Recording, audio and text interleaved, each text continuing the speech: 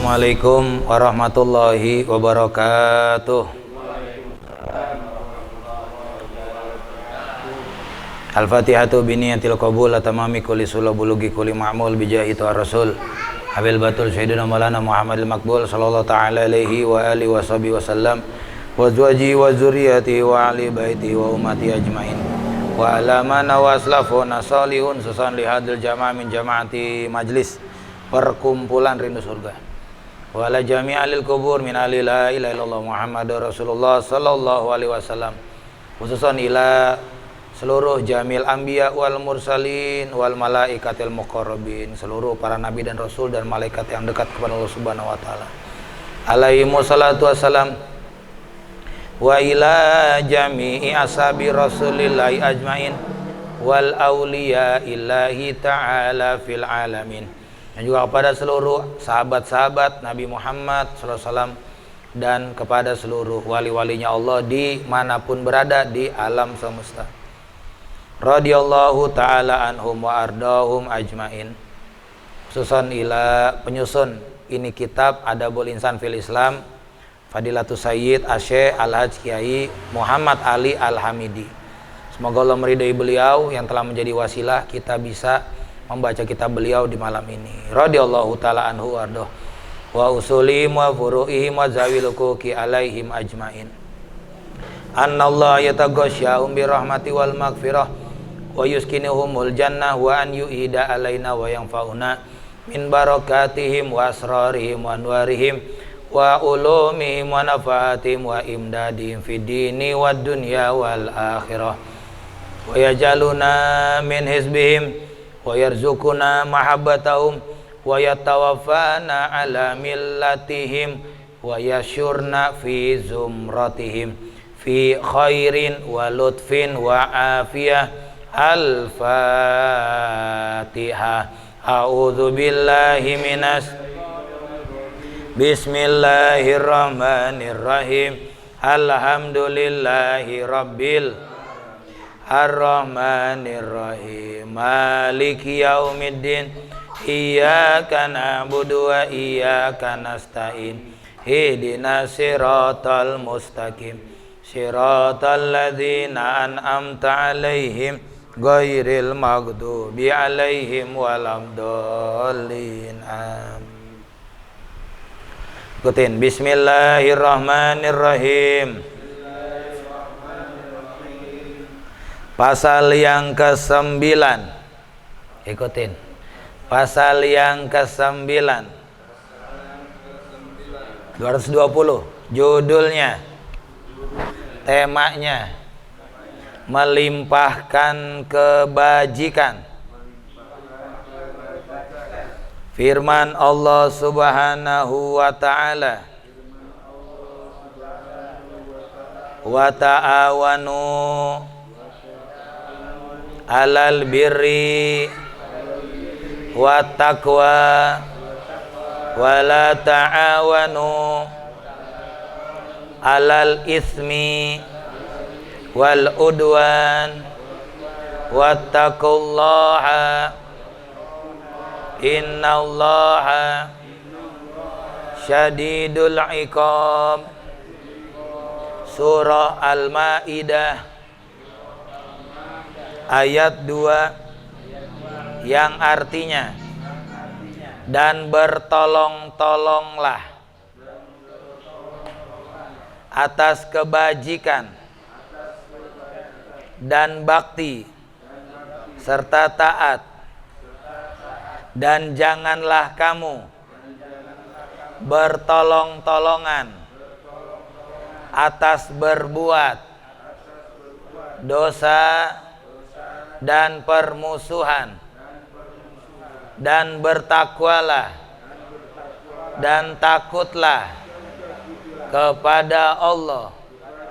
Sesungguhnya Allah Maha sangat besar siksanya. Perintah bertolong-tolongan atas kebajikan dan bakti itu adalah satu rukun daripada rukun-rukun pergaulan dalam Islam yang diterangkan dalam Al-Quran. Karena itu wajib atas setiap muslim menolong saudaranya seagama dalam segala perkara yang bisa memberi manfaat kepadanya, baik secara orang per orang atau secara gotong royong bersama-sama, bahkan dalam segala pekerjaan bakti yang dapat menolak bahaya dan kerusakan atas diri saudara-saudaranya kaum muslimin.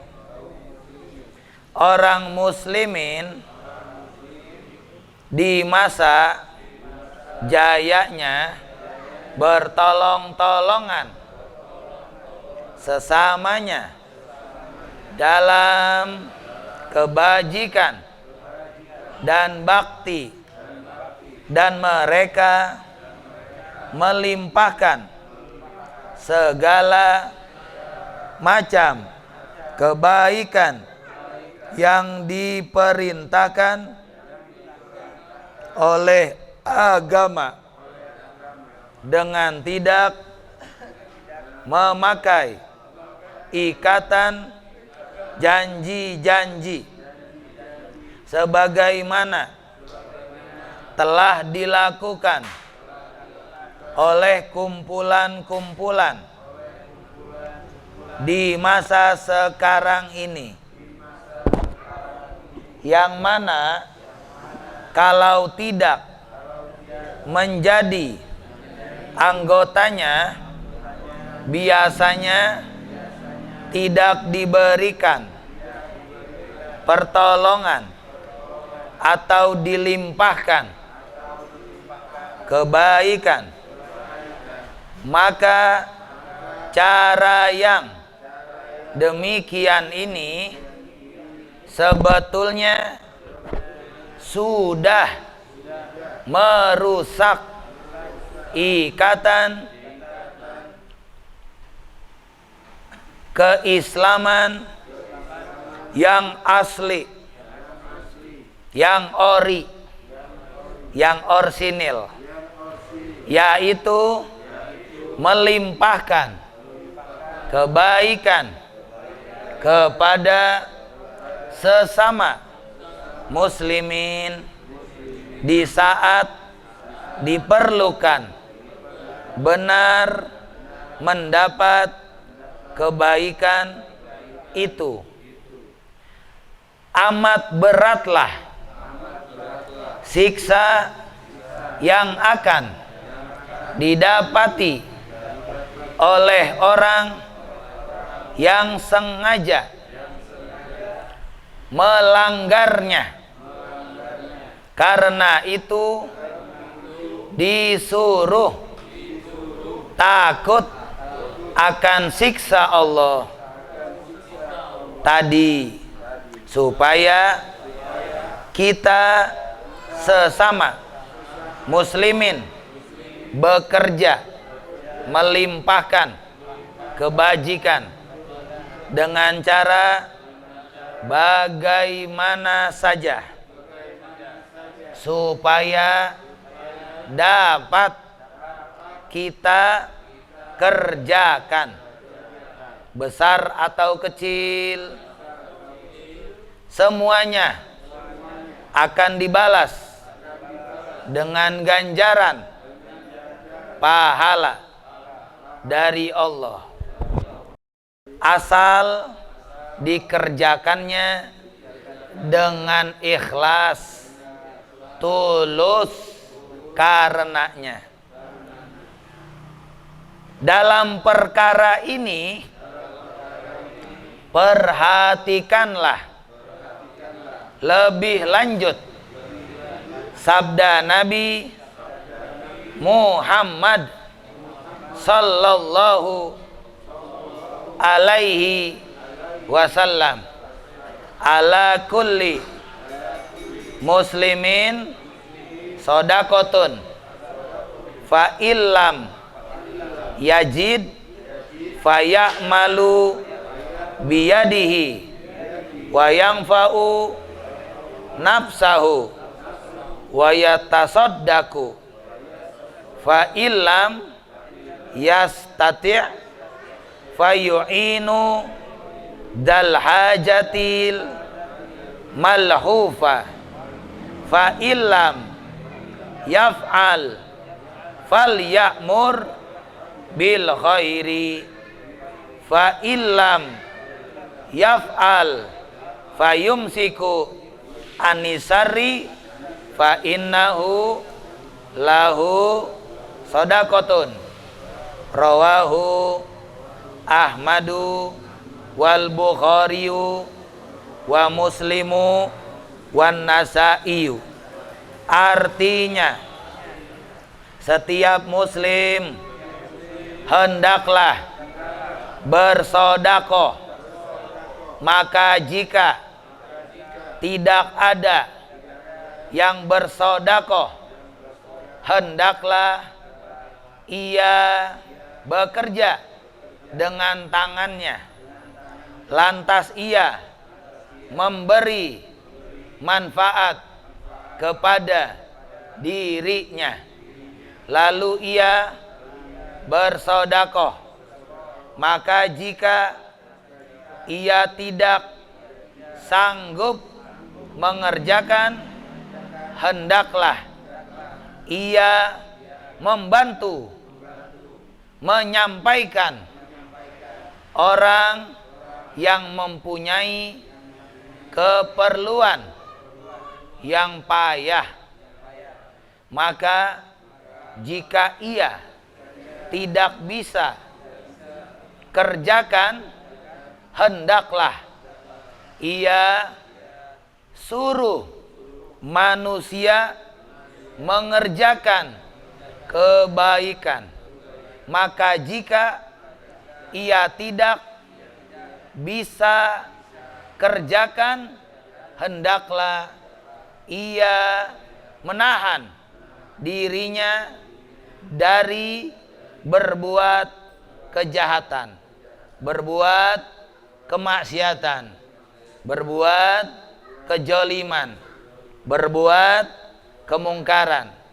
Maka sesungguhnya dia itu adalah sedekah baginya.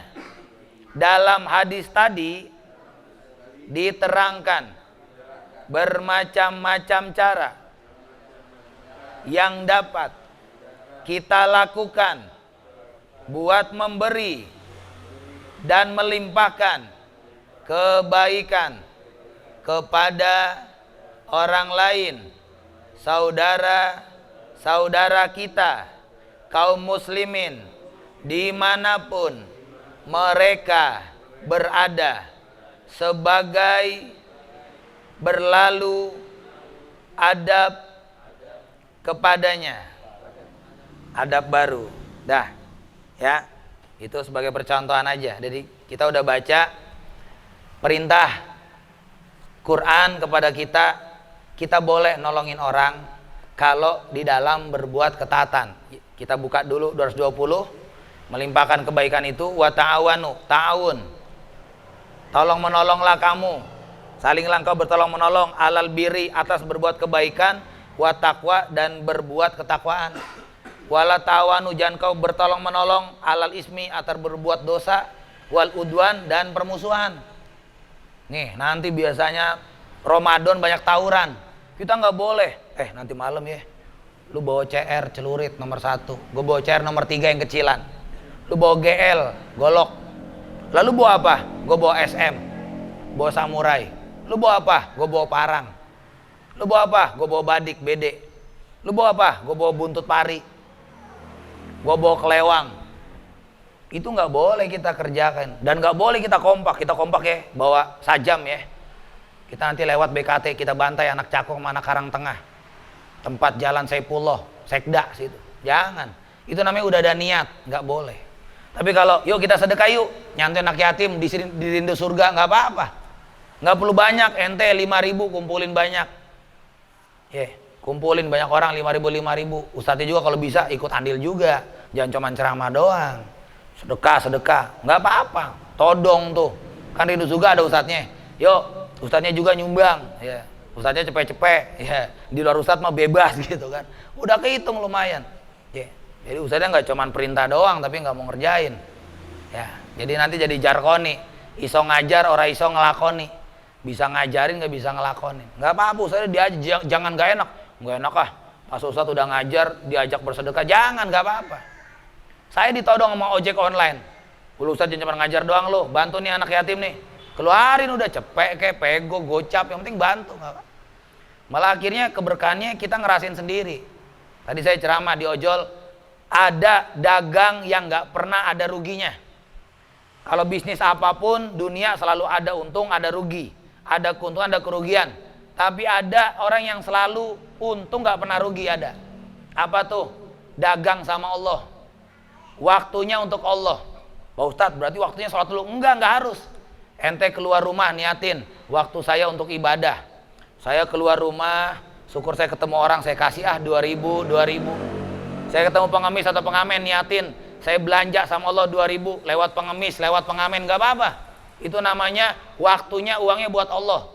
Belanja sama Allah, dagang sama Allah, niaga sama Allah, jual beli sama Allah. Nanti ketemunya ayat Quran, kordon hasanan. Siapa yang mau minjemin Allah dengan cara yang baik, Allah lipat gandakan. Waktu kita untuk Allah, jangan sampai kita waktunya berbuat maksiat. Ya Allah, saya tuker waktu saya untukmu. Untuk baca kitab Adabul Insan di rumah, apalagi Quran gak bisa, baca Adabul Insan. Baca yang terjemahan gak apa-apa. Isi waktu puasa dengan baca Quran. Minimal jangan ngeliatin WhatsApp terus, WA.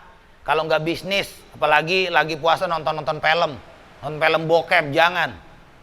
Nanti lu malah batal nanti. Lapernya dapet, ausnya dapet, pahalanya hilang. Ustadz, saya kan nggak makan, nggak minum. Bener, pahalanya puasanya nggak batal, tapi pahalanya batal. Nanti ketemu kam min shaimin laisa lahul jaja'u illal ju' wal atos. Berapa banyak orang yang berpuasa di bulan Ramadan nggak dapat apa-apa sampai maghrib, cuma dapat lapar sama haus doang. Gara-gara sholatnya nggak dijaga, matanya kagak dijaga, tangannya nggak dijaga.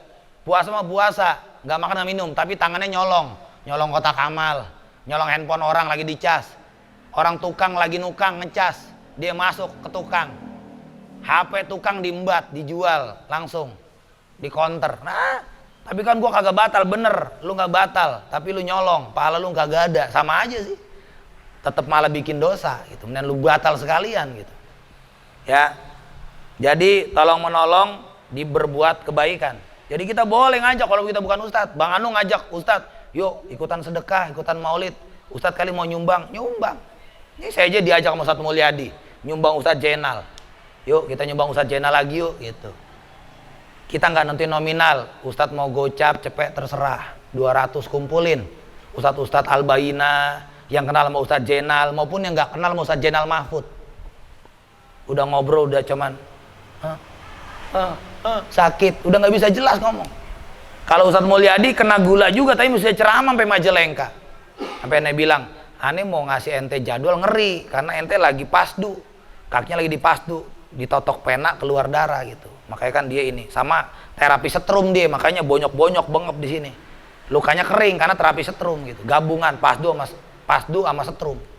Ini nggak berani ngobrol ke ente karena ente lihat ente sakit. Takutnya ente gak jujur, wah ini dari Majalengka, masih ceramah, wih. Iya.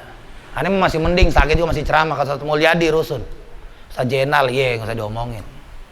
Udah, nangis, ketemu, nangis. Tapi minimal kita kasih sesuatu, Ustadznya pada datang, bikin dia punya semangat. Teman-teman Ustadz masih ada yang merhatiin dia.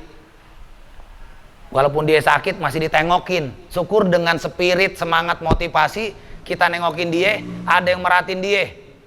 Ada yang merhatiin walaupun dia sakit, kita masih nengokin. Mudah-mudahan cepat sembuh juga. Saya bilang juga Ustaz Jenal udah diurut sama anak rindu surga tuh, udah diterapi. Udah agak mendingan. Dari bengkok bibirnya agak lempeng. Dari dulu nggak bisa ngomong satu kata pun, ini udah ada A, masih ngerti manggut-manggut, udah agak mendingan gitu. Diterapi saraf gitu kan, diurut. Yang videonya ada tuh saya lihat. Itu saya lagi sama Ustadz Mulyadi tuh, kemarin main. Jadi nengokin anaknya disunat. Yuk, tabungan kita nengokin Ustadz Jenal, iya. Saya tahu sakit itu. Ya, kita doakan Ustadz Jenal cepat sembuh, amin. Ya Robbal Alamin. Ya. Di grup sih sering, cuman kadang anak-anak yang megang. Assalamualaikum, gue jawab waalaikumsalam. Assalamualaikum mulu, ya kan. Tulisan berantakan WhatsApp-nya itu. Ya, di grup Rindu Surga. Ya. Jadi kita boleh nolongin selama kebaikan. Bang Anom, Bang Indro, jangan segan ngajak orang walaupun Ustadz, yuk patungan yuk. Ya jangan bilang, lu Ustadz jangan cuma ngajar doang lu ini gitu. Itu kasar. Yuk patungan yuk, wala ta'awanu alal birri wa taqwa. Yuk tolong menolong, kita patungan gak apa-apa. Punya berapa kumpulin yuk untuk kita ziarah orang sakit ya, ustadz nih. Kita kan belum nengokin nih, baru kita ngirimin nama doa doang nih ya, baru sama kita urut. Kita nanti nengokin guru kita nggak apa-apa nanti. Apa menjelang Idul Fitri nggak apa-apa ya, kita datang ke sono kumpulin. Syukur nanti pas penutupan orang ziarah ke kuburan, kita ziarah ke Ustadz Jenal nggak apa-apa, konvoy dari sini. Bikin senang kita nengokin. Minimal kita ya, paling nanti dia ketemu kita nangis, ustadznya pasti nangis. Masih ada orang yang peduli nengokin nangis. Gue masih diperhatiin ya gitu. Ya syukur jadi obat buat dia nangis, dia punya semangat cepat sembuh. Karena orang sakit itu yang pertama semangat dulu. Orang di Koja nih udah terkapar, mau COVID, mau corona terkapar, Omikron. Terus dia merasa kayaknya gue udah nggak punya nih semangat hidup, gue kayak bakal mati beneran. Orang sakit itu yang ditanemin husnuzon, baik sangka. Makanya kalau kita sakit parah yang pertama sembuh, gue yakin sembuh. Lihat rumah sakit Islam, kalau konseling, karena saya pernah naruh di Sukapura sama naruh di Cempaka Putih, rumah sakit Islam. Ada tim-tim psikologinya yang ngasih motivasi dia. Jadi kita kalau di Koja nggak ada, malah kadang-kadang ustadznya atau perawatnya, dokternya kadang-kadang ngeklaim, Bu, di ini ya, kalau nggak di ini, ya paling ya saya mah ini yang nggak mendahulukan Tuhan, tapi prediksi mah paling umur ibu tinggal 7 hari lagi gitu. Jadi biarpun nggak mendahulukan Tuhan, tapi dia sudah memprediksikan dokter itu 7 hari lagi, jangan. Harusnya nggak usah diomongin 7 hari. Ayo Bu, semangat, yakin sembuh. Walaupun takdirnya meninggal juga, tapi jarang dengan dia disugesti, yakin sembuh. Dalam hatinya, yakin sembuh, bismillah sembuh, yakin. Kalau dia sampai habis gara-gara gula, kemoterapi habis, palanya sampai botak perempuan, yakin, gue bakal tumbuh, rambutnya tumbuh, gue bakal gemuk gitu.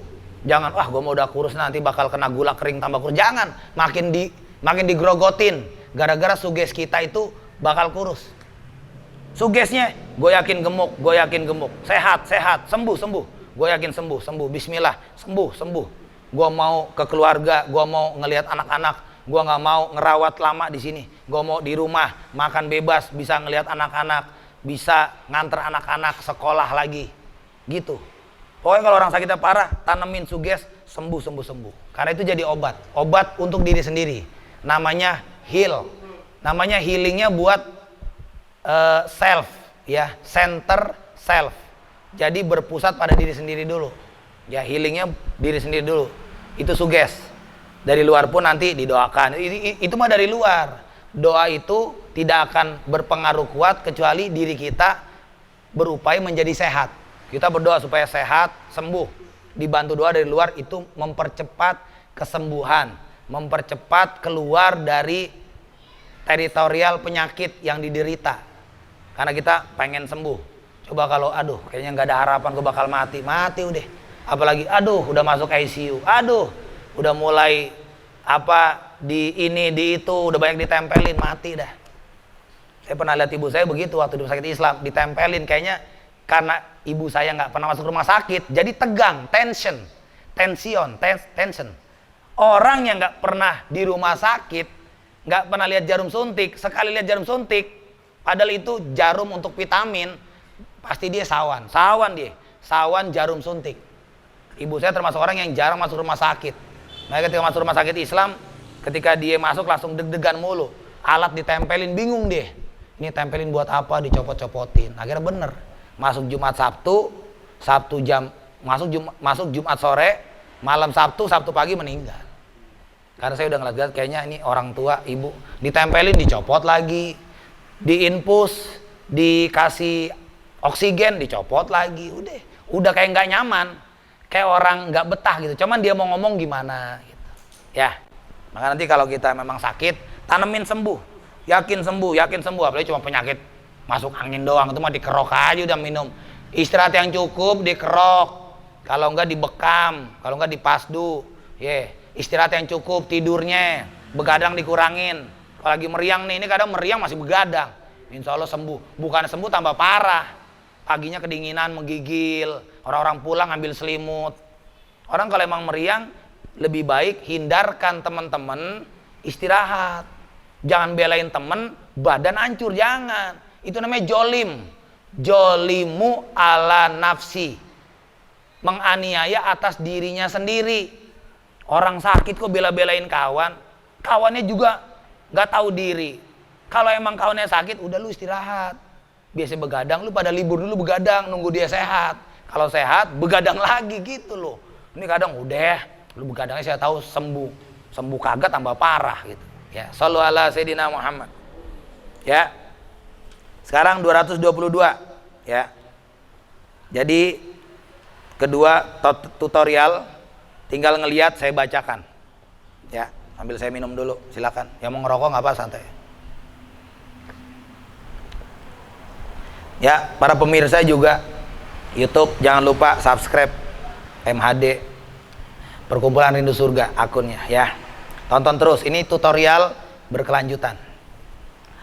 Halaman 222 saya bacakan. Adab orang kaya menghadap nikmat Allah. Menghadapi nikmat Allah bagaimana nih orang kaya menghadapinya? Yang pasti bersyukur. Kita lihat keterangan dari kitab ini. Bagi orang yang telah dikaruniakan oleh Allah Subhanahu wa taala akan suatu kekayaan dari harta pastinya dan kemakmuran hidup, kesejahteraan ya, hidupnya makmur, sejahtera dan kaya, juga diadakan juga diadakan adab-adab kesopanan dalam menghadapi nikmat Allah yang dilimpahkan atasnya. Kekayaan yang diberikan kepadanya itu sekali-kali bukanlah untuk dirinya sendiri. Itu yang dibilang engkau kaya sesungguhnya untuk jadi corong orang lain. Engkau adalah penyalur sebagai agen bagi orang yang kekurangan. Engkau dikasih kelebihan, sesungguhnya ada hak-hak orang lain yang kekurangan ada di dirimu. Maka kita jangan sampai lupa tuh. Wah, ini Allah lagi muliakan saya, maka saya untung terus, nggak pernah rugi. Nanti pas rugi apa? Kalau di Quran bilang, kalau lagi rugi, Allah lagi menghinakan saya. Kayaknya Allah lagi benci sama saya.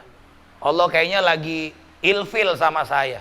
Allah kayaknya lagi ngelepein saya. Makanya saya nggak dikasih untung. Waktu itu mah saya untung mulu, padahal nggak seperti itu. Allah sedang menguji kita. Apakah kita sabar? Kalau kita sabar, Allah rubah dengan kenikmatan. Sabarnya selesai nih, tak bisnis lancar, order balik. Yang dulunya ada pengkhianatan, balik semua. Karena kita sabar, kita berdoa, dan kita tetap sedekah. Kalau kita lagi kaya sedekah, lagi kita sempit tetap sedekah. Cuma nominalnya jangan sama, jangan. Dulu lagi kaya 1 juta, lagi susah ya 100.000 aja. 1 juta lu nanti di dapur makan apaan lu gitu. Bukannya gua ngajarin pelit, bukan. Orang sedekah ngikutin kemampuan. Saya misalkan punya duit 10 juta, sedekah 1 juta mah kecil. Nah sekarang lagi punya 1 juta, itu aja Senin Kemis napasnya. Order empot-empotan, ya kan, ngap-ngapan. Ya udah minimal tetap ngeluarin merah, biru, cepek, gocap gitu nggak apa-apa. Atau 10.000, 20 nggak apa-apa. Niatin sedekah. Allah Maha tahu. Kita lagi di ring bawah, tapi kalau lagi di ring atas, buset. Kita tidur aja krang-kring, ya kan. Order nggak putus-putus. Wah tuh Allah lagi mulain gua tuh. Kadang kita lupa, kita boros. Lagi untung boros. Beli sono, beli ini, beli ono. Sampai kita tahu itu sebenarnya nggak ada manfaatnya yang kita keluarin. Akhirnya terbuang percuma kan gitu. Pas kita susah baru kita menghargai. Iya juga ya. Coba dulu gua itu irit-irit. Nggak boros. Ini bisa gue jaga-jaga, lagi gue di ring bawah gitu. Ya, yuk kita lanjutin. Itu kita aneh keluar jalur yang tadi mah.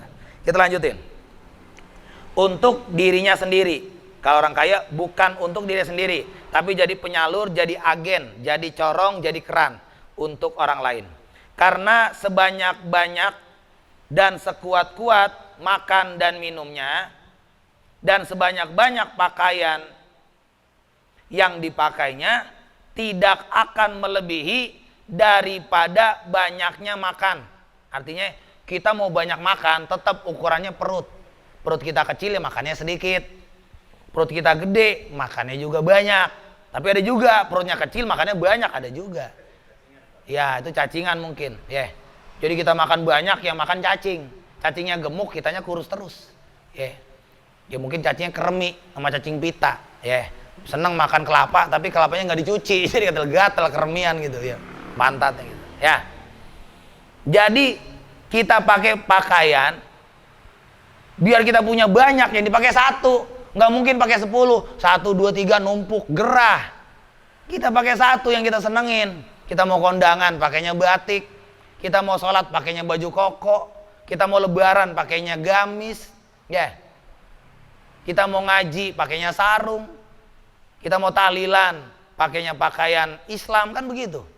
Ya kalau kita mau nongkrong pakainya lepis, pakainya kaos, ya nggak harus sopan karena nongkrong. Tapi ketika ngaji ada pakaian-pakaian yang harus kita pakai sesuai dengan tempatnya. Kita ngadep presiden, gak usah ngadep presiden, ngadep gubernur sama wali kota, pakai kaos oblong. Ya. Kayak Bang Ipung begini, ngadep wali kota. Sama pamdalnya domelin pengaman dalam. Bapak mau kemana? Mau ketemu Pak Sudin sama Pak Wali.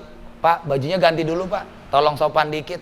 Pakai sendal jepit ganti, kalau bisa sepatu gitu. Karena apa? Ini tempat yang terhormat dan berwibawa, maka makainya pun terhormat. Lihat Bang Anung lagi diwawancarain TV One, Metro TV, pakainya apa? Jaket rapi. Kan nggak mungkin pakai gamis ya kan, bisa di demo sama Metro TV gitu. Karena menjadi pembicara, narasumber, menjadi mentor, menjadi keynote speaker, menjadi orang pemateri, maka harus presentasi dan pakaian pun disesuaikan. Nah itu namanya orang yang tahu etika.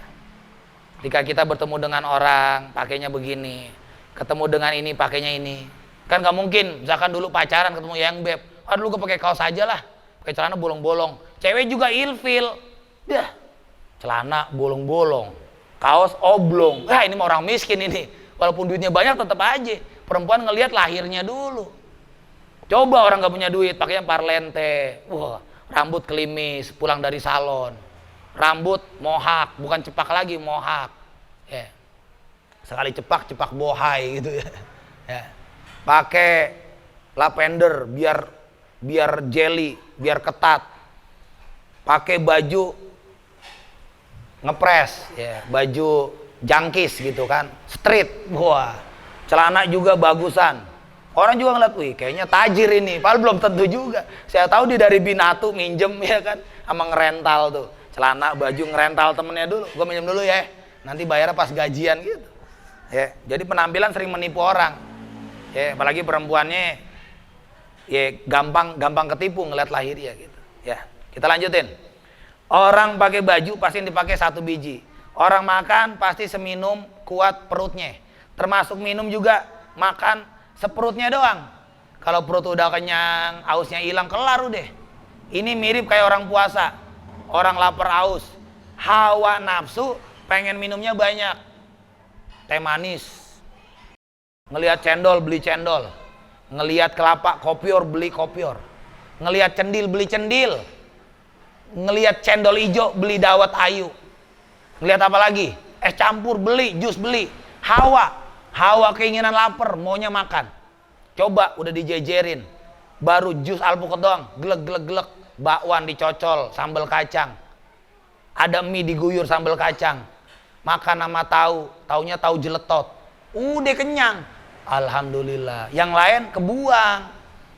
Sama kayak Hawa. Hawa itu mau laki perempuan, beli ini, beli itu. Saya aja kalau udah CO di Lazada, maunya beli lagi. Kayak orang kesurupan. Mesen lagi, besok kayaknya telur lagi nih. Free telur, egg free gitu kan. Bebas telur, pecahin. Jadi bebas ongkir. Maunya belanja mulu. Seakan-akan kayak kena gendam Lazada. Maunya belanja mulu gitu. Mau laki mau perempuan maunya belanja gitu. Kayak kita, udahlah mumpung ada uang. Padahal sebenarnya kita mikir kalau nanti akal sehat datang, common sense, ini ada manfaatnya enggak ya? Kalau ada manfaatnya untuk kewangian, untuk ngaji, beli. Kemudian beli kamera, beli tripodnya, kita butuhkan, beli. Karena pasti bakal kepake. Beli tripod, kitanya nggak syuting zoom. Buat apaan? Saya beli kamera, beli jepitan, beli tripod. Lagi memang wadah pandemi. Sehingga saya harus di sama lapas, Cipinang, Salemba harus pakai zoom. Jarak jauh, mereka ngaji di masjid, saya ngaji di rumah. Bertatapan. Tapi tetap tidak kondusif, tetap tidak maksimal. Ketika disurvei, dievaluasi gimana cara ngajar zoom, nggak dapet.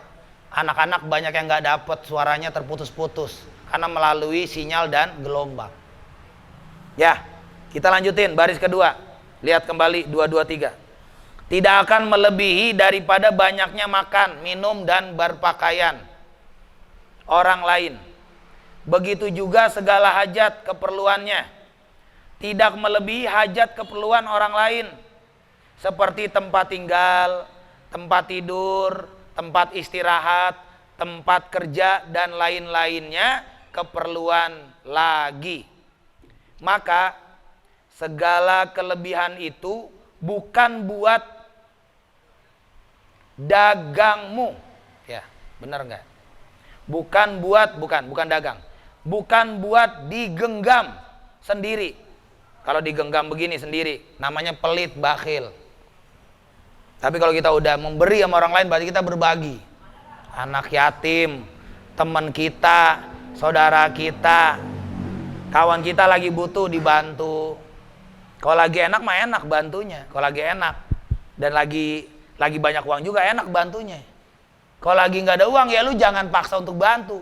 Dulu lu bantu kayak gini, lu nggak tahu lagi susah. Jangan sampai gue lemparin asbak nih ya kan. Kalau dulu gue baik, gue lagi ada lebih. Kalau gue sekarang nggak ngasih, emang gue lagi susah, lagi nggak ada lebihan. Nantilah kalau ada lebihan, lu jangan samain gue sama sekarang. Makanya dibilang kalau niaga dunia, dagang dunia selalu ada kerugian dan keuntungan. Itu sunatullah. Tapi ada yang untung mulu apa? Dagang sama Allah. Apa dagang sama Allah? Nyantunin anak yatim. Termasuk sedekah itu dagang sama Allah. Kita berniaga sama Allah. Kita itu jual beli sama Allah, sedekah. Sedekah kalau kita nggak kuat gocap, cepet, jangan gede-gede, main 2000-an aja dulu. Ente tukerin sama tukang parkir di Alfa. Gua tukerin nih 20.000. 20.000 tuker 2000-an. Nanti ketemu orang ngamen 2000, ketemu pengemis 2000 aja men. Nanti lihat keberkahan dari sedekah. Atau kalau mau nantangin Allah, ya Allah buktikan nih, katanya engkau sedekah, engkau ganti. Buktiin supaya nanti janji Allah di Quran akan benar adanya. Supaya ente tambah yakin Allah itu nggak ingkar janji di Quran. Kalau ente beli kepada Allah, dagang sama Allah dengan sedekah, Allah akan balas. Tapi jangan kaget nanti dibalasnya kecil-kecilan. Kalau 2000 ya dibalasnya 20.000. Paling kelasnya paling tinggi gocap. Wah, gua kok dapat gocap, gua udah ngeluarin. Lalu kelas 2.000. Kalau hitungan 10 kali lipat 20.000. Dibalas gocap aja udah untung sebenarnya, udah untung 30.000. Tapi nanti kalau ente udah mainnya 50.000, 100, balasan 50 jadi 20, itu namanya bakhil namanya. Naikin, main 70, lama-lama 100. Bismillah insyaallah. Karena nggak pernah ada terjadi kerugian kalau dagangnya sama Allah, sama anak yatim ngasih, sama fakir miskin ngasih, sama pengajian ngasih. Ya termasuk sama guru, bismillah, niatin aja udah. Nggak harus gede, bismillah. Guru maaf nih cuma rokok doang, alhamdulillah. Makasih bos, insyaallah berkah. Itu udah. Nanti doanya ngalir jarak jauh. Kita lanjutkan 223.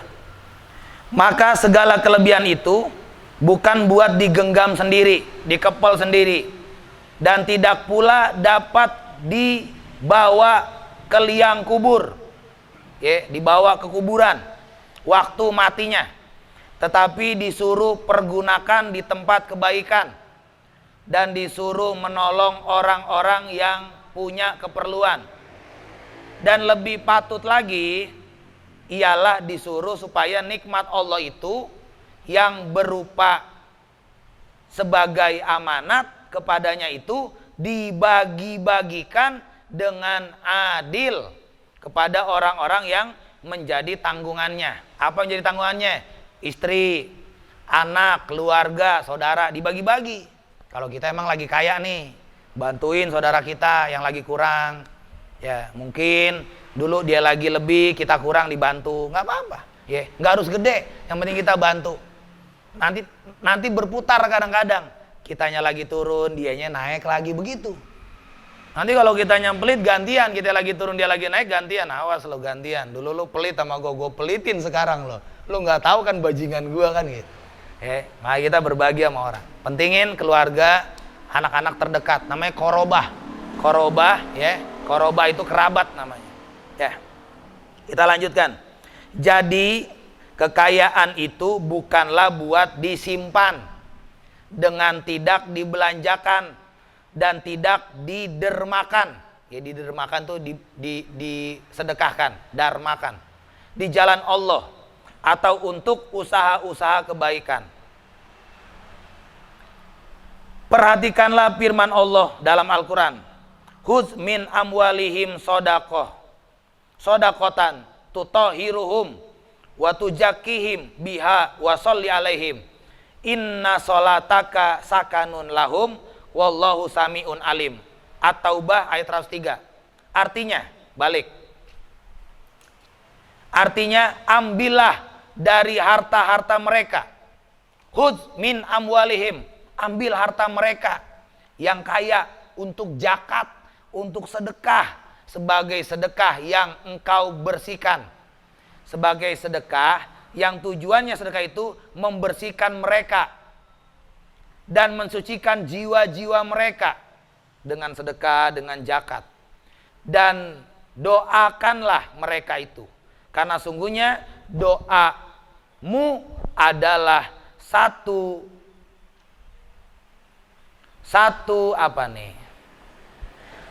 hantaran. Ya. Oh bukan. Satu ketentraman bagi mereka. Sesungguhnya Allah Maha mendengar lagi Maha mengetahui. Dan firman Allah yang lain, wa anfiqu fi sabilillahi wa la tulqu bi aidikum ila tahlukah wa ahsinu innallaha yuhibbul muhsinin. Al-Baqarah 195. Artinya, dan belanjakanlah harta-harta kamu di jalan Allah. Dan janganlah kamu campakkan diri kamu kepada kehancuran, kerusakan, kebinasaan. Dan berbuat baiklah.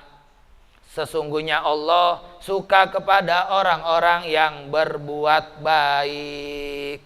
Jam berapa? Oh 11 lewat. Satu lagi. Dan firmannya lagi.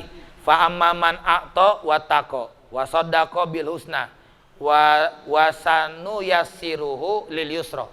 Wa amman bakhila wastagna wa kadzdzaba bil husna wa sanuyassiruhu lil usra wa may yughni anhu maluhu iza taradda. Al-Lail ayat 5 sampai 11. Artinya, maka adapun orang yang mendermakan dan berbakti, dia suka bersedekah atau memberikan orang lain keperluan, ya, bantuan, dan mengakui kebaikan, maka kami akan mudahkan ke jalan yang mudah atau jalan kebaikan. Dan adapun orang yang bakhil atau pelit dan merasa terkaya dan mendustakan kebaikan, maka kami akan mudahkan dia ke jalan yang sesat, jalan yang payah, dan hartanya tidak akan menolong atau tidak membawa manfaat apabila ia terjerumus. Artinya nggak bakalan menolong dia kalau dia bakhil, ya, kalau dia merasa. Rasakanlah nikmat yang Allah berikan berupa kekayaan sebagai titipan. Tidak ada yang abadi di dunia ini. Harta yang banyak akan menjadi sedikit. Harta yang luas pasti akan sempit. Umur yang kuat pasti akan lemah. Mata yang gagah pasti akan lunglah. Apapun, kita nggak ada yang abadi. Maka kita merasa harus itu semua titipan. Apapun titipan, diri kita titipan Allah, maka harus digerakkan di jalan Allah. Harta kita titipan, harus disedekahkan di jalan Allah. Umur kita titipan, harus kita gerakkan, kita isi umur kita, kehidupan di jalan yang diridhai Allah Subhanahu wa ta'ala. Lebih lanjut, perhatikanlah riwayat di bawah ini. Nabi Muhammad bersabda yang artinya, langsung artinya aja. Diriwayatkan dari Anas bin Malik radhiyallahu an. Anas bin Malik berkata, telah datang seorang laki-laki dari Bani Tamim datang kepada Rasulullah Nabi Muhammad sallallahu alaihi wasallam. Lalu datang laki-laki itu dari Bani Tamim berkata, "Ya Rasulullah, wahai Rasul, sesungguhnya aku seorang yang mempunyai harta yang banyak," kata laki-laki Bani Tamim, "dan mempunyai ahli dan mempunyai keluarga dan harta benda dan orang-orang yang bertetamu." Kata laki-laki nih Bani Tamim kepada Rasul, "Maka terangkanlah kepadaku," kata laki-laki Bani Tamim, "bagaimana yang harus aku perbuat." Orang kaya ngadep Nabi, "Ya Nabi, gue orang kaya nih." Kalau bahasa di TikTok sama di snack video tuh, ya, ada di Instagram. "Nih, gue mau orang kaya, duit gue nggak habis nih. Gue sawer, ini pemulung kasih." Sedekahnya bagus, tapi caranya nggak bagus. Duitnya disawer, kan songong namanya. "Saya mah gak bakalan miskin nih, saya mau orang kaya, ini mah duit, aduh, tolong ambil lagi 2 juta itu disawer." Sedekahnya bagus, caranya nggak bagus. Nyawer begini, nggak sopan. Kalau perlu dilipat pakai kantong kresek, "Bu, mohon maaf ya, mudah-mudahan manfaat." Kan enak bahasanya ketimbang ada tuh cewek crazy, ya, crazy woman itu kan, the rich ya woman. "Aduh Bu, tolong ini mah tolong ini gerobak saya beli 10 juta gitu. Tapi duitnya disawer gitu kan. Di gerobaknya disawer, kadang disawer-sawer gitu. Kayak nyepelein, kelihatan ria dan sombongnya gitu. Sedekahnya bagus, tapi etikanya nggak bagus. Sedekahnya bagus, tapi cara nyampeinnya nggak bagus. Yang bagus itu, ya kalau ngasih aja, ada orang, "Mohon maaf guru, cuma bisa rokok doang." Padahal tuh kalau beli rokok bisa 1 selop itu, bisa 2 selop itu, masih bisa bilang itu buat rokok doang gitu. Padahal masih bisa beli 2 selop gitu kan, saking merendahnya. Itu attitude-nya dipakai tuh. Orang kayak gitu pakai attitude biasanya sukses. Sama orang dimanapun dia bisa menyesuaikan. Pergaulan dia bisa ngadepin. Sama orang bawah dia harus begini, sama orang atas harus begini, sama orang intelek kudu begini, sama orang wong cilik tukang becak kudu begini. Ngerti dia, karena attitude-nya dipakai. Tapi orang gak punya attitude kan, ya itu. Ini 10 juta tapi nyawer, sombongnya kelihatan bener ya. Duit gua gak bakalan habis, bohong, gak bakalan habis. Lu kan cari viewer doang, lu cari follower, cari duit juga sama. Cuma lewat medsos, ya. Kata Bani Tamim, "Ya Rasul, saya kaya, apa yang harus saya perbuat? Dan bagaimana aku harus menjalankan harta itu?" Maka Nabi bersabda, Sallallahu alaihi wasallam, Nabi bilang, hendaklah engkau keluarkan zakat. Tuh, pertama tuh bagi orang kaya, zakat itu sedekah yang wajib. Sedekah yang sunnah nggak ada hitungannya, sedekah wajib 2,5% dari hartamu. Karena zakat itu suatu pembersih, pembersih harta dan pembersih jiwa. Tadi, wa yuzakihim wa tutahhiruhum amwaluhum. Yang akan membersihkan engkau. Hartamu dibersihkan dengan zakat, jiwamu dibersihkan dengan zakat atau sedekah. Dan engkau hubungkan pertalian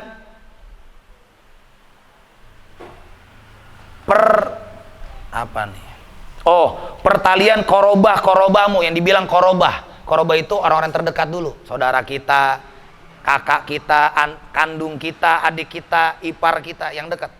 Bantuin. Dan engkau mengerti akan hak-hak orang miskin. Apa nih?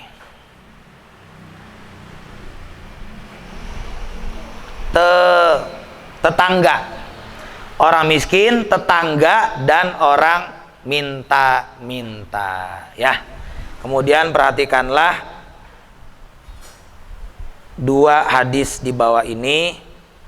Innallaha ta'ala ibadan ikhtasam bijawamin nas yang fazun nas. Sungguhnya bagi Allah Ta'ala ada beberapa orang hamba yang dihususkan kepada mereka dengan keperluan. Nah, ini pernah ngaji di sini. Dikasih orang itu kaya, sungguhnya dia untuk memberikan pertolongan untuk manusia yang lain yang membutuhkan. Ya, wallahu alam bis shawab. Udah jam 11 lebih. Ya, sebelum saya tutup tutorial ini, mungkin ada pertanyaan. Ada pertanyaan?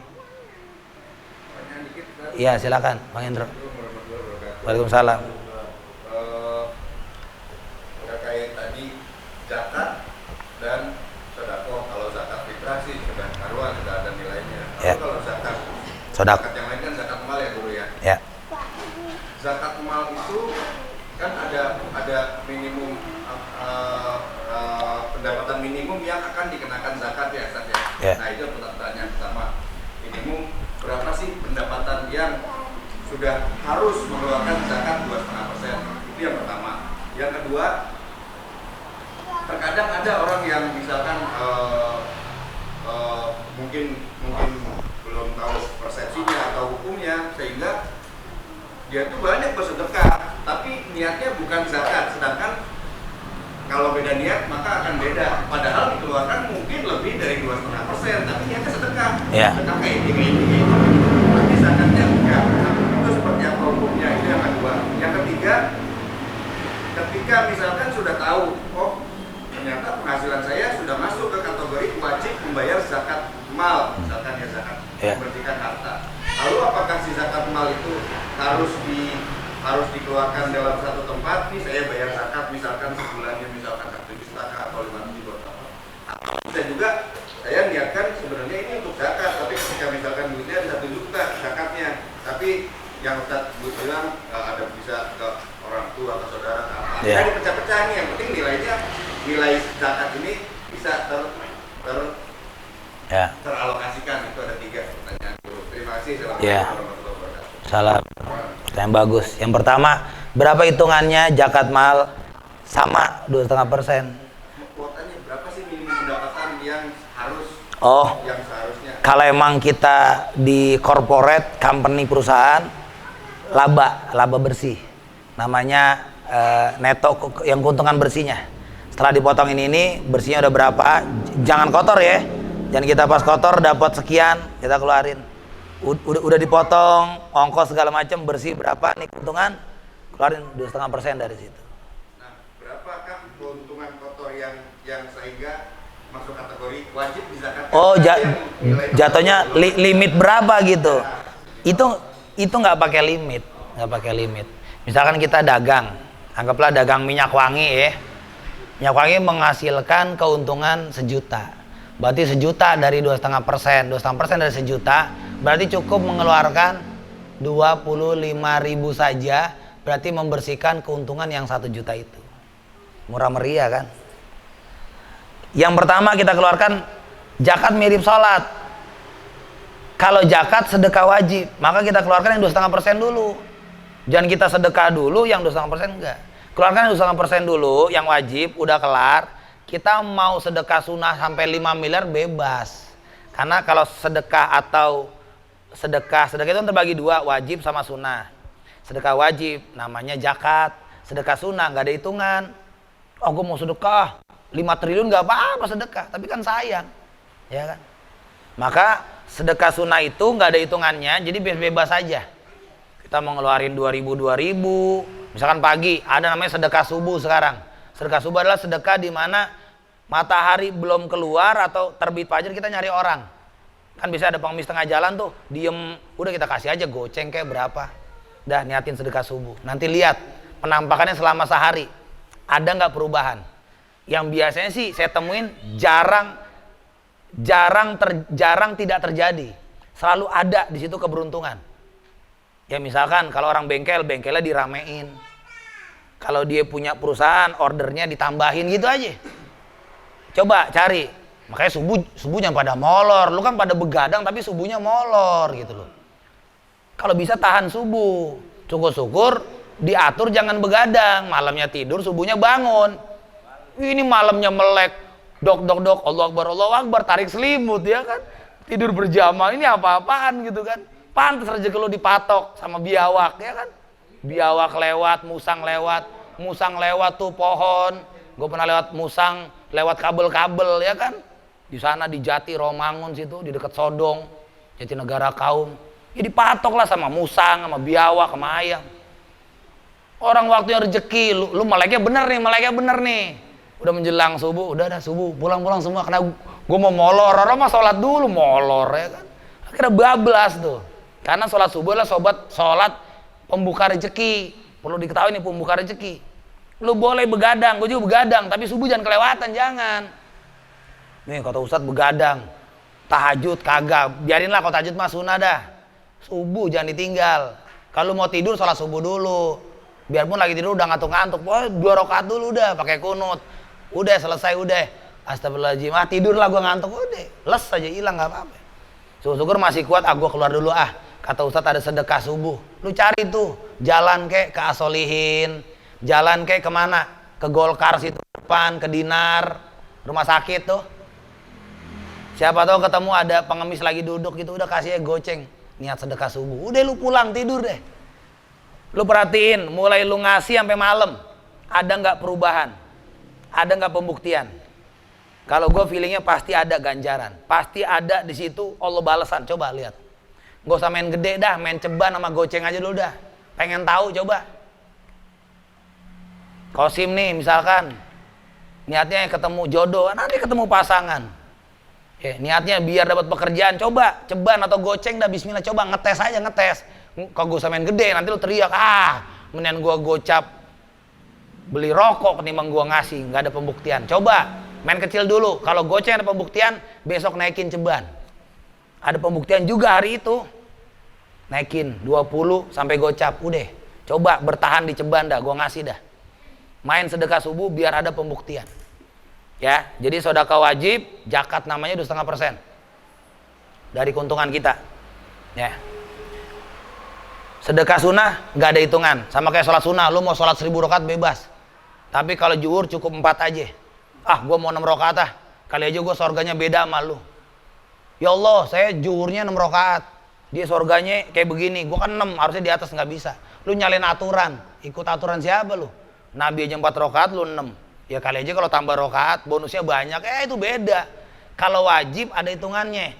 Mereka dibilang sholat wajib, kalau subuh 2 rakaat, nggak boleh ditambah, jadi 3, jadi 4, supaya surganya beda, nggak bisa. Aturan mainnya 2. Jadi mau dimanapun, mau di Arab, mau di Malaysia, yang namanya subuh, mau di Thailand, mau di Paris, mau di Amerika, mau di Australia, tetap subuh itu 2 rakaat, zuhur itu 4 rakaat, maghrib itu 3 rakaat. Mau lu di Brunei, mau lu di Mekah, mau di Madinah, mau di Baghdad, mau di Iran, mau di Rusia, mau di Ukraina, sholat maghrib itu 3 rakaat. Gue mau beda kali aja rakaatnya 6, kalau enggak 5 rakaat, surganya beda, agak banyak, agak gede, agak luas, agak tinggian daripada yang sholat 3 rakaatnya, nggak bisa. Makanya dibilang kalau wajib ada hitungannya, kalau sunnah tidak ada batasannya. Itu satu.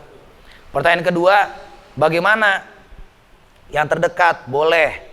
Misalkan, ya kayak tadi nih, zakat itu dari 1.025.000. Kita pecah pada 5 titik, tapi kita niatin zakat semua boleh. Tapi bukan sedekah itu ya. Saya niat zakat. Jadi akumulasi 25.000 dipecah untuk 5 orang. Nah, tapi kebangetan. Zakat dipecahin goceng, nanggung. Mendingan kasih satu, pengemis nih. Saya niat zakat. Ya kalau ngasih saudara juga zakat sama orang tua. Bu, zakat bu. Lumayan bu, 25.000, nanggung gitu. Kasih lembaran merah 5 lembar begitu. Jadi ketika emak buka, wih beneran nih. Wah mudah-mudahan rezeki lancar ya kan.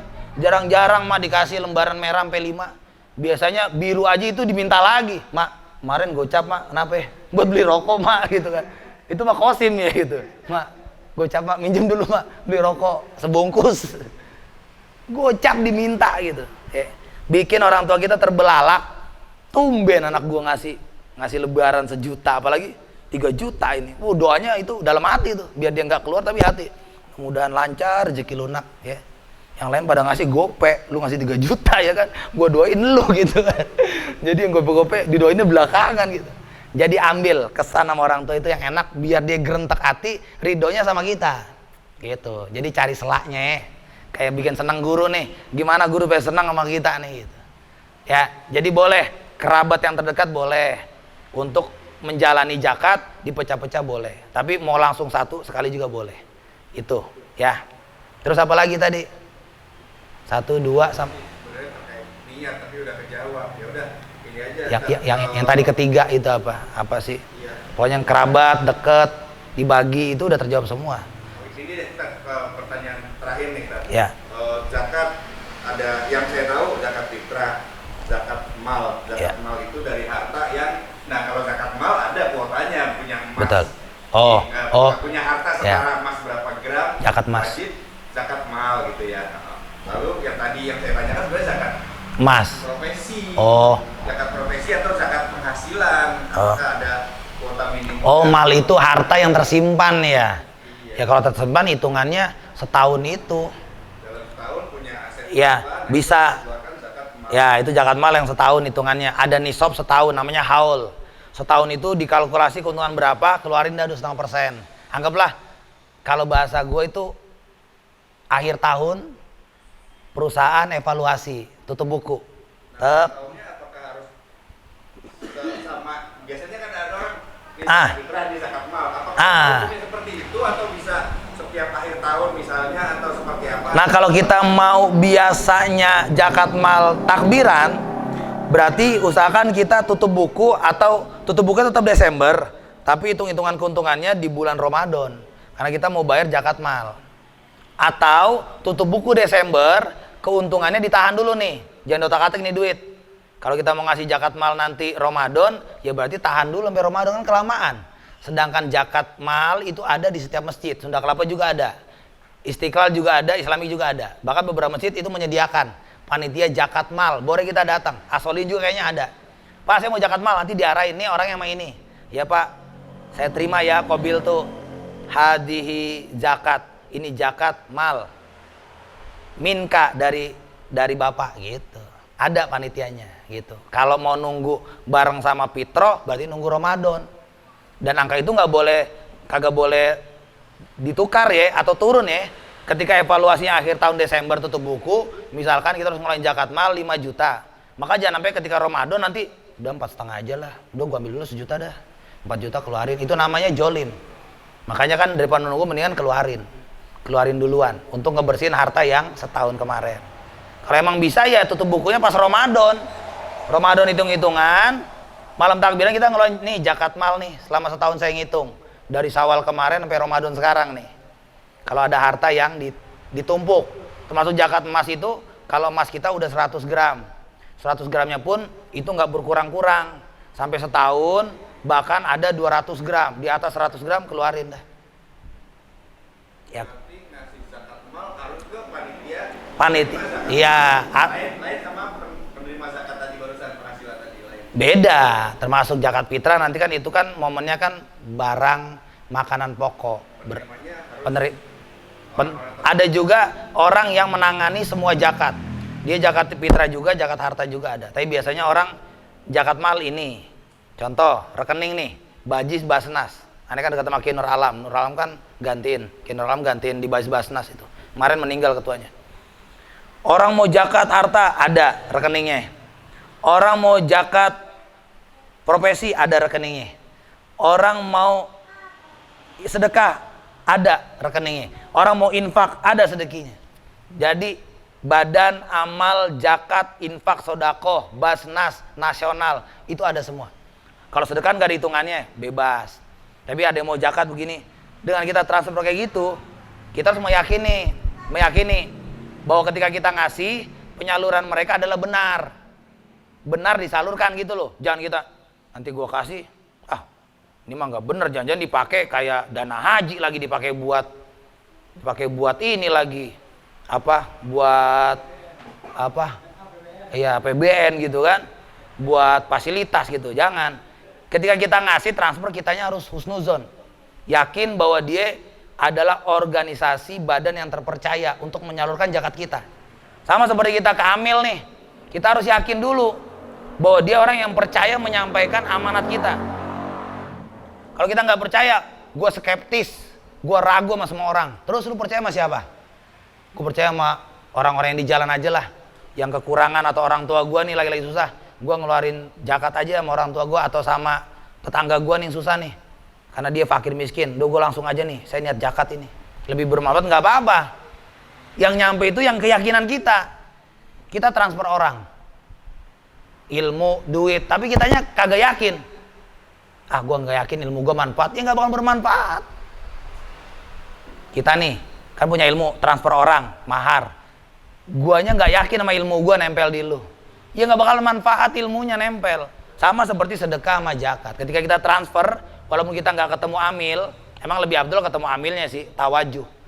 Jasadun bijasadin, jasad ketemu jasad, jasmani, jisim ketemu jisim. Jadi ketemu begini, itu enak, bersalaman, ada akadnya, ada ijabnya. Apa niatnya? Zakat fitrah, nawaitu an ukhrija zakatal fitri, bahasa Arab. Saya niat ngeluarin zakat fitrah. Apa niatnya? Saya niat ngeluarin zakat mal. Dari siapa? Dari ini ya. Saya terima ya. Udah. Kemudian disalurkan. Gitu. Ya, jadi kalau emang ragu sama semua orang, sama badan, termasuk transfer, langsung aja. Boleh cari orang yang langsung ke tangan yang bersangkutan. Boleh. Duluannya pernah kayak begitu. Enggak lah, gue langsung aja ke orang karena gue tahu hukumnya gitu. Ada juga, gue percaya sama teman gue nih, kayaknya dia orang jujur. Karena gue tahu sepak terjangnya, gue titipin zakat harta nih dari teman gue yang kaya gitu, titipin. Seperti itu. Ya. Ya, Kosim mau nanya, udah. Mau nanya apa sih? Oh enggak, gue tahu dia begini, melambaikan tangan. Kalau gue nanya Bang Ibung, dia banyak pertanyaan ini mah, emang tukang nanya ini mah. Ibung nanya? Enggak. Udahlah, berlapar. Ya, marilah kita berdoa kepada Allah Subhanahu wa taala. Mudah-mudahan pertemuan ini menjadi pertemuan yang dirahmati, yang diberkahi, yang diridhoi.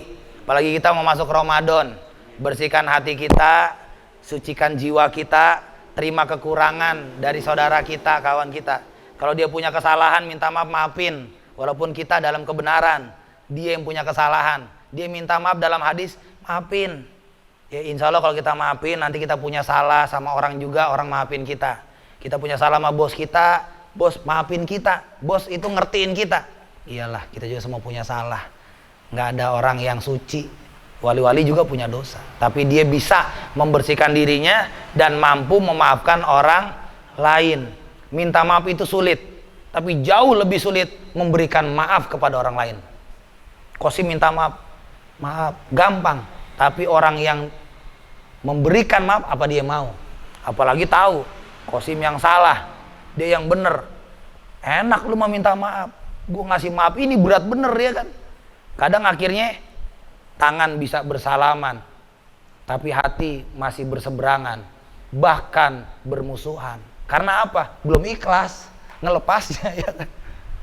Hatinya mah bersalaman jasmaninya, tapi batinnya, hatinya nggak bersalaman, bahkan bermusuhan. Dalam hati, gue masih kesel sama lo nih. Enak bener lo minta maaf. Gue kasih maaf, gue jitak juga lo. Kalau ada sapu, gue lemparin lo. Nggak boleh gitu ya. Kalau bisa maafin lahir batin. Tangan bersalaman, hati berpelukan. Tangan bersentuhan, hati mendamaikan. Jangan sampai tangan bersalaman, hatinya tetap bermusuhan. Tangan bersalaman, hatinya gontok-gontokan. Apalagi yang ngasih maaf ya. Kalau yang minta maaf udah pasrah aja lah, lu mau bilang gua apa, lu gua minta maaf dah. Tapi lu yang salah. Ya kan? Gua minta maaf juga sebenarnya malu ini. Lebih malu gua, lebih sulit gua maafin lu karena gua tahu salahnya lu, yang bener dia kan gitu. Ya, tapi insya Allah Ramadan datang, bulan yang suci. Hati kita harus suci, jiwa kita juga harus bersih. Insya Allah kalau kita mau maafin orang, Allah akan berikan kita ampunan, dan kita termasuk orang-orang yang insya Allah mendapat naungan kasih sayang, ridho dan ampunan, keberkahan dari Allah Subhanahu wa Ta'ala. Kita kirim suratul Fatihah buat yang hadir. Mudah-mudahan yang sedang nganggur dapat pekerjaan, yang lagi sendirian dapat jodoh pasangan, yang lagi kesulitan diberikan kemudahan, yang ada urusan diberikan kelancaran, yang sudah sehat Allah tambahkan, yang sedang sakit Allah berikan kesembuhan. Mudah-mudahan yang punya masalah diberikan penyelesaian jalan keluar. Ya Allah ya Rabbana, jadikan anak-anak kami solih dan solihah, berikan rezeki kami halal dan berkah, mudah-mudahan melimpah ruah. Jadikan keluarga kami sakinah, mawaddah warahmah. Izinkan kami bisa berangkat ke tanah suci Mekah dan Madinah, bisa ziarah di makam baginda Rasulillah, di Nabi kami Muhammad bin Abdillah. Ya Allah ya Rabbana, wafatkan meninggalkan dunia kami dalam keadaan husnul khatimah. Al-Fatihah. A'udzubillahi minas. Bismillah.